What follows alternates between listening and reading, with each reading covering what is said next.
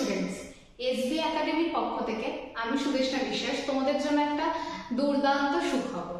সেটি হচ্ছে সামনে তোমাদের ফার্স্ট সেমিস্টার পরীক্ষা। আর প্রিপারেশন নেওয়ার মতন সময় যদি বলো তাহলে হয়তো খুব বেশি হলে 40 দিন।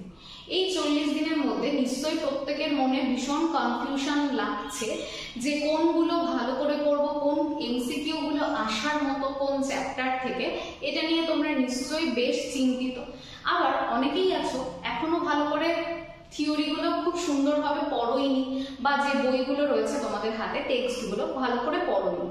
তাদের জন্য একটা দুর্দান্ত সুখবর, সেটি হচ্ছে তোমরা এখন থেকে আগস্ট মাস থেকে এসবি একাডেমিতে কিন্তু বিভিন্ন বিষয়ের উপর এমসিকিউ সেশন পাবে।